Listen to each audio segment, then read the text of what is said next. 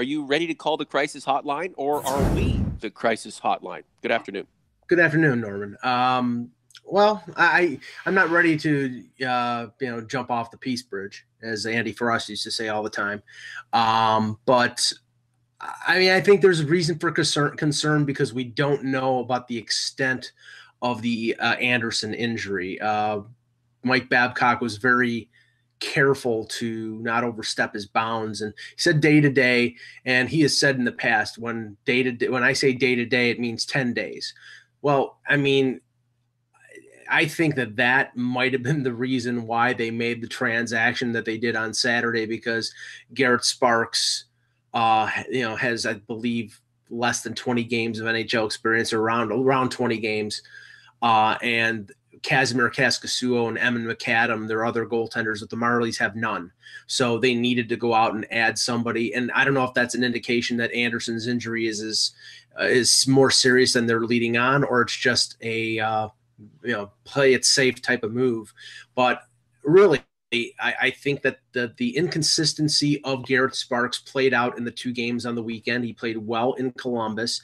He did not play as well against the Islanders. That's usually what happens with young goaltenders. But with a team that is in a race, a tight race for first, second, third in the Atlantic Division, you have to have consistent goaltending.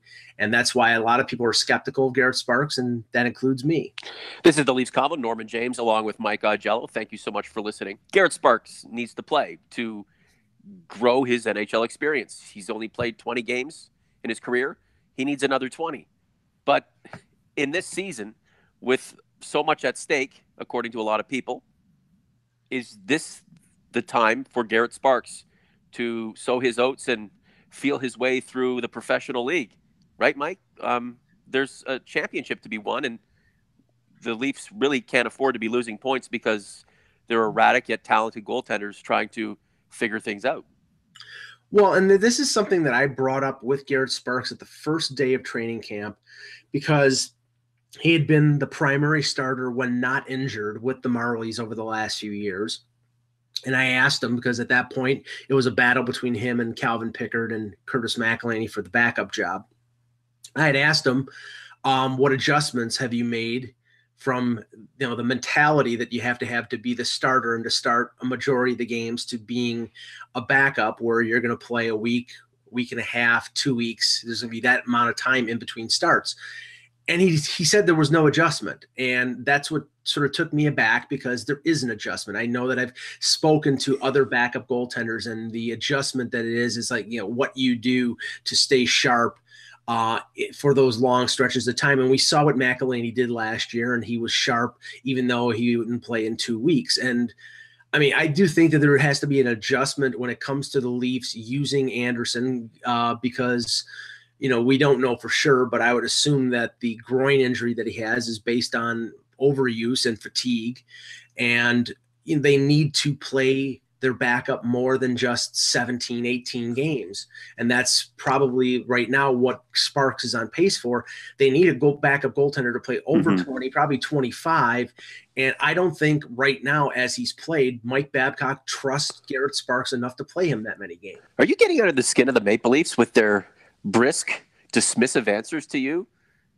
No, they don't agree. No adjustment. And what did Babcock? How did he respond to your question about none? Yeah, I know. Mike Augello getting right in there. They don't digging up for the Leafs Convo.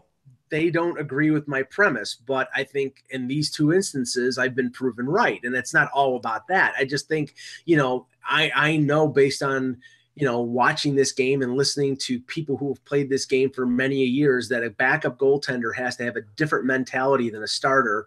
And I also think that somebody who was sat out for the entire training camp for 2 months of the regular season doesn't step right into the NHL right away. He usually goes on an AHL conditioning stint or ramps up.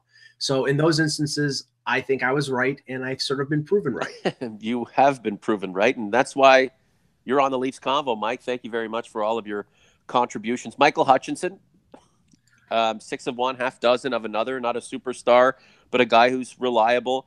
His numbers are somewhat similar to Garrett Sparks, although he's played longer in the NHL. Another former London Knight, if that means anything to you sentimentally. Yeah, I think the key thing with Hutchinson is 108 games.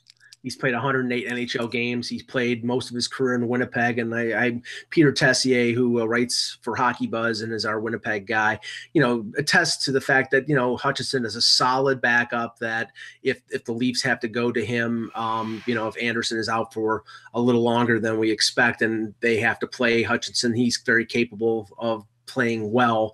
I mean, this was a good move, both organizationally, depth wise, and as an insurance against a longer injury with Anderson. Hutchinson had already cleared waivers. He was playing in Springfield of the American Hockey League. Right now, Kaskasuo and Eamon McAdam have played badly with the Marlies. They really need some experience and somebody to stabilize the goaltending at the AHL level. And since he had already cleared waivers, there was no worries about him getting sent down. His salary is $1.3 million, so about $275,000 of that hits the Leafs cap, but that's manageable. And they only gave up a 5th-round pick in 2020, so this is a pretty good deal, a pretty prudent move by Kyle Dubas, reading the landscape and realizing that he needed a goaltender pretty soon.